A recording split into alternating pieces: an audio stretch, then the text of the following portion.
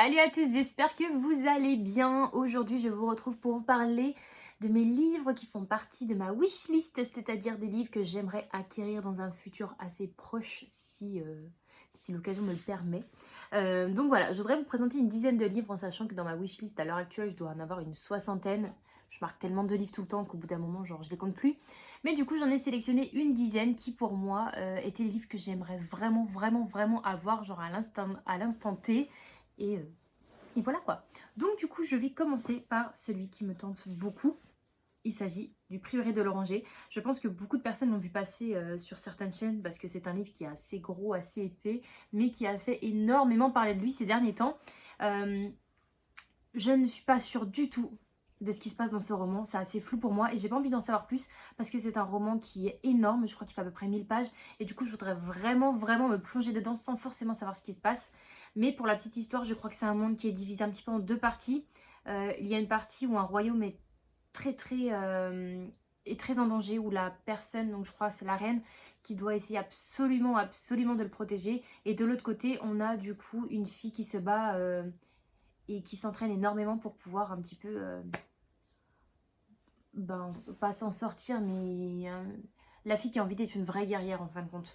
Et dans ce monde, il y a des dragons et il y a une partie du monde où les dragons sont très proches des humains. Et de l'autre partie, on a les dragons qui sont énormément mal vus dans le sens où ça effraie beaucoup la population.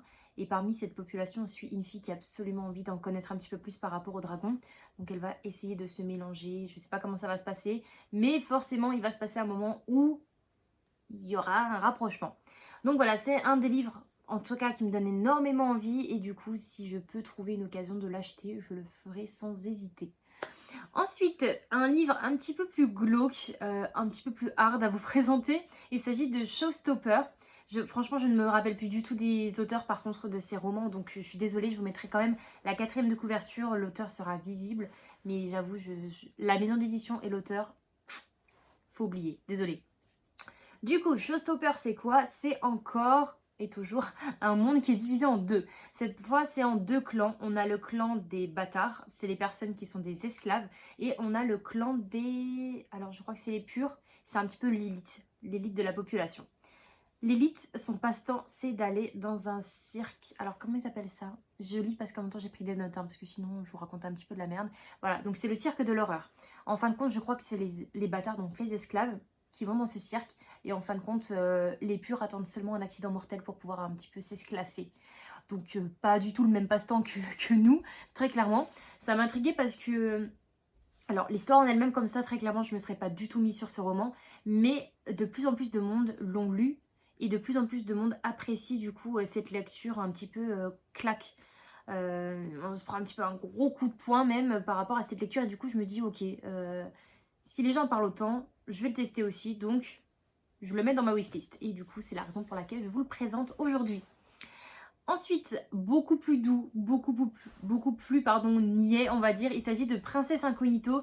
C'est l'histoire d'une princesse. Alors, je ne sais pas si elle veut fuir quelqu'un ou si elle veut tout simplement fuir sa vie ou elle en a marre. Elle va échanger son rôle avec une fille un petit peu type citadine, très basique. Donc la princesse devient l'adolescente normale et l'adolescente normale devient princesse. C'est un petit peu le genre de film qu'on peut trouver sur Disney que j'adore regarder, même à 24 ans, et que je cesserai jamais de regarder, je pense. Et du coup, le fait d'avoir du coup ce roman qui est sorti, je crois qu'il y a plusieurs tomes en plus, ça m'a intriguée. Je me suis dit, ok, bon, pourquoi pas l'ajouter. Surtout, j'en ai jamais lu, je les ai toujours regardés, mais je me suis dit que ça peut être aussi sympa à lire, donc pourquoi pas. Ensuite, un roman qui est très festival, très spectacle. Il s'agit de Broadway Limited. Ici, on suit un gros quiproquo. C'est un garçon qui a 16 ans qui réussit à avoir une bourse pour partir à New York et en fin de compte, il va faire sa demande dans un genre, d'auberge, je sais pas trop quoi. Je sais pas comment dire. En gros, c'est une maison où il y a seulement que des filles. Et lui, en fin de compte, donc c'est un mec, mais il s'appelle Jocelyn. Donc en anglais, la femme qui a fait le dossier, elle a cru que c'était Jocelyne. Et du coup, ça démarre très mal sa vie pour Broadway. Et tout va être un petit peu en décalé comme ça pour cette personne, pour cet adolescent. Donc on va suivre un petit peu son histoire, comment il va s'en sortir à Broadway malgré le fait qu'il soit pas dans une bonne case dès le départ, tout simplement. Donc ça a l'air très marrant. Ensuite, on retourne direction un truc un petit peu bad trip. Il s'agit de Par le feu. Par le feu, c'est l'histoire un petit peu d'une secte. Il faut savoir que je suis très chelou parce que j'aime beaucoup regarder tout ce qui est par rapport aux sectes. Ça m'interpelle en fait. Genre, je suis super intéressée par tous les sujets. Tous les reportages qui passent, je les regarde sans faute.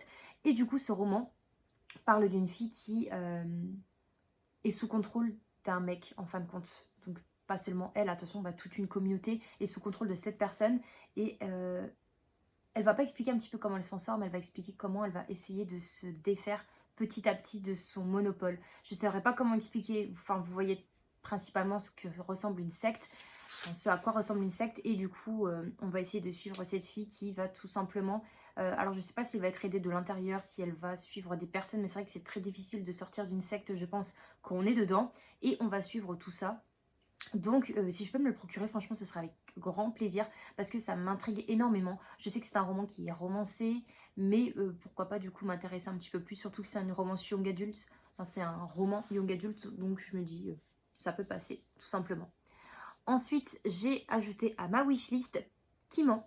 C'est l'histoire de 5 adolescents qui sont collés. À la fin de l'heure de colle, il en reste 4. Une personne a été assassinée, enfin, est morte. Les enquêteurs du coup se disent, enfin se demandent ce qui s'est vraiment passé, ils vont interroger tout le monde et du coup ça va être une enquête sur qui a vraiment tué cette personne, cet adolescent. Et voilà, les enquêteurs sont sûrs à 100% que c'est un meurtre, que c'est un assassinat et ils vont poser des questions, donc on va suivre un petit peu l'enquête. Ça a fait un tabac, il y a eu beaucoup de personnes qui ont apprécié ce livre, donc je me dis pourquoi pas moi.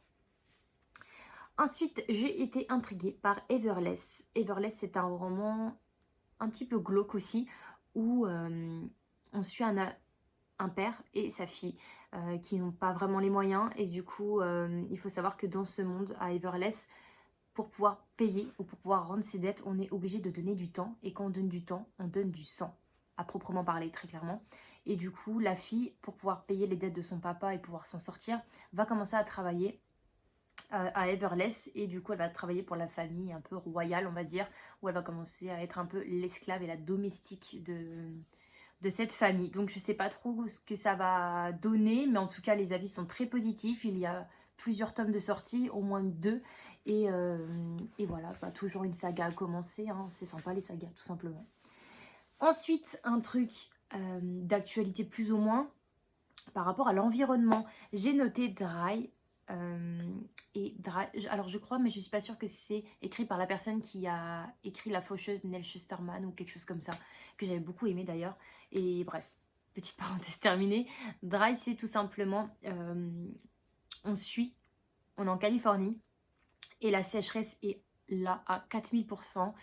Les personnes ont une liste de choses qu'elles ne doivent pas faire, donc tu ne dois pas remplir ta piscine, tu ne dois pas arroser ta pelouse, tu ne dois limiter tes douches et en fin de compte un jour les robinets vont carrément s'éteindre et il n'y aura plus du tout d'eau. Apparemment c'est un roman qui a fait beaucoup parler de lui, déjà parce que c'était en début d'année et avec le confinement, tout ce qui s'est passé, on s'est aperçu quand même que la nature et l'homme détruisaient la nature petit à petit. Et là, en fait, bah, c'est un roman qui m'a interpellée. Donc je me suis dit, je vais pas lire pendant le confinement parce que ça sert à rien de se taper un bad trip. Mais je vais le noter pour plus tard parce que c'est un livre qui m'intéresse énormément. Il y a beaucoup de personnes qui ont été assoiffées comme jamais en lisant ce roman. Et je me suis dit, bon, bah, si les personnes sont comme ça, c'est que quand même, il doit faire énormément d'effets. Donc je me suis dit, ok, on le rajoute à la palle, enfin à ma palle, à ma wishlist et on verra ce que ça donne si je le trouve. Ensuite, un autre livre qui parle de disparition, il s'agit de Sadie, écrit par Courtney Summers. C'est tout simplement l'histoire d'une adolescente qui a à peu près 17 ans. Elle se volatilise du jour au lendemain. Un enquêteur va se pencher sur l'affaire et en se penchant un petit peu plus profondément, il va s'apercevoir que sa petite sœur a soit disparu, soit été tuée un an auparavant, je suis pas sûre du tout.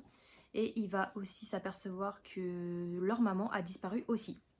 Donc, il va très clairement commencer à se poser beaucoup de questions par rapport à la famille, pourquoi elle s'est volatilisée, qu'est-ce qui se passe vraiment.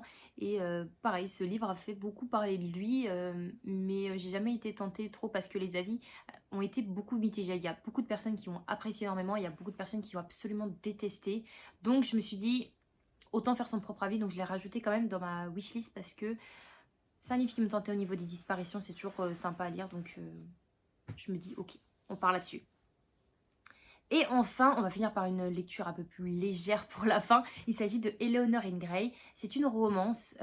On va suivre l'histoire de deux adultes qui se retrouvent. Il faut savoir que ces adultes-là ont déjà été ensemble auparavant, donc au lycée. Ils avaient qu'une histoire d'amour, mais ça ne l'avait pas fait. Ils avaient vraiment changé leur vie, ils ont évolué différemment.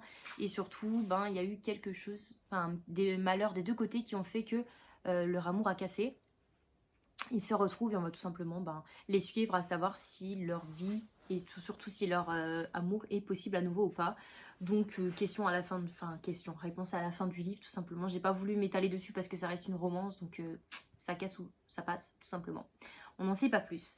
Donc voilà pour les 10 livres qui me donnent vraiment vraiment envie en ce moment. N'hésitez pas à me dire les livres qui font partie également de votre wishlist, l'un des livres qui vous a le plus, qui vous tente le plus à l'heure actuelle. En attendant, je vous souhaite de passer de très bonnes lectures et on se dit à la semaine prochaine pour une nouvelle vidéo. Bye bye!